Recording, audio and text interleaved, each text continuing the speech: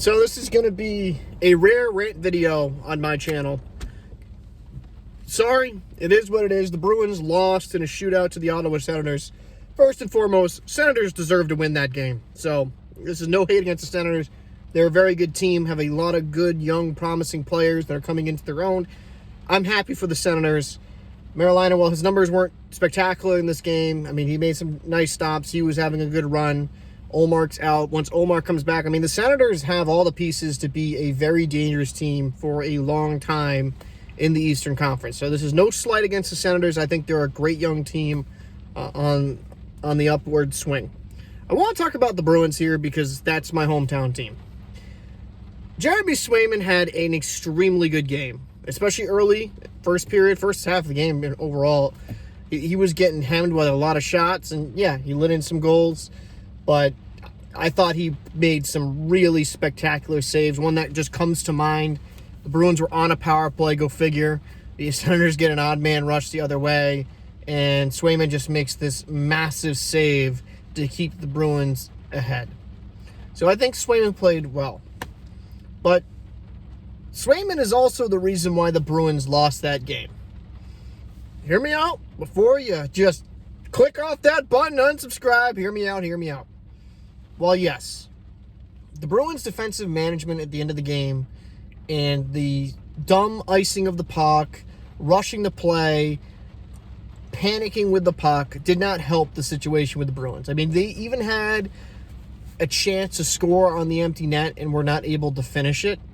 So I could understand the frustration. Yes, the team in front of Swayman didn't play great. But Jeremy Swayman had the perfect opportunity to freeze the puck, calm things down, but instead of doing that, instead of making the smart and intelligent play, he decides to put himself above the team and tries to rip it down the middle of the ice, most likely trying to go for a goalie goal like his buddy Olmark did.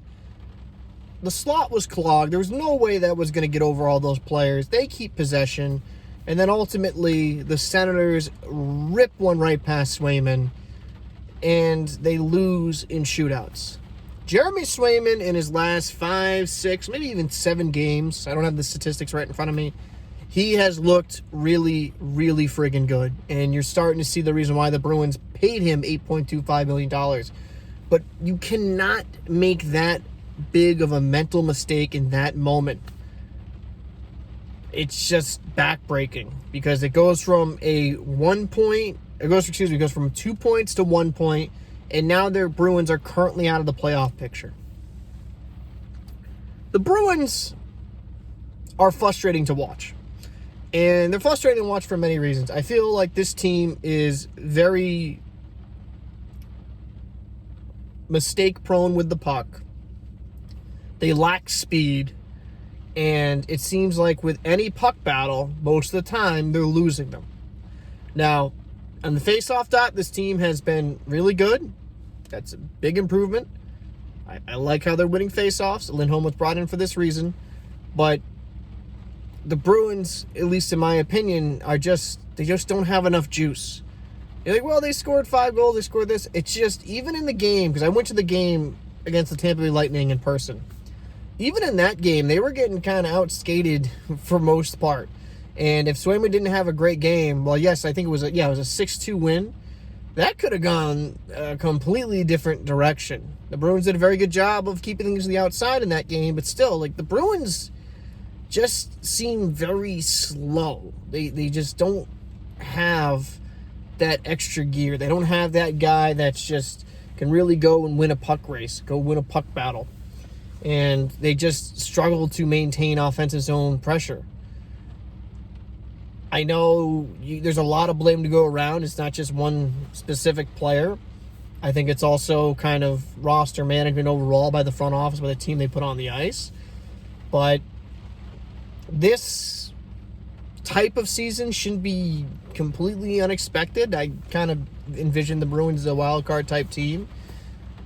But, man, they just can't help themselves right now. I mean, they're just shooting themselves in the foot. And that's the most frustrating thing to watch. I mean, they should have won against the Senators, despite, for some parts of that game, getting completely outplayed. And they just let it slip away from them. This team doesn't have the killer instinct to finish. It just doesn't. It's just very apparent watching them play. It's like when the games get tight, they play nervous. And the other team just feeds off that. And it's just, when I'm watching the Bruins this season, when it's a close game, we're up one with a couple minutes left in the game, I'm like, you know, your butt puckers a little bit. It's like, ooh, what are they going to do now? What mistake are going to happen? They got to clean up that part of their game if they're going to want to go back into the playoffs. And Don Sweeney, Cam Neely, this might be a year where the Bruins do sell at the deadline. Maybe move some pieces so they can kind of improve for the future. That's a possibility. I don't think one acquisition at the trade deadline or beforehand is going to save this Bruins team and make them all of a sudden a Stanley Cup contender. I think for what they have on the roster, they're doing okay enough.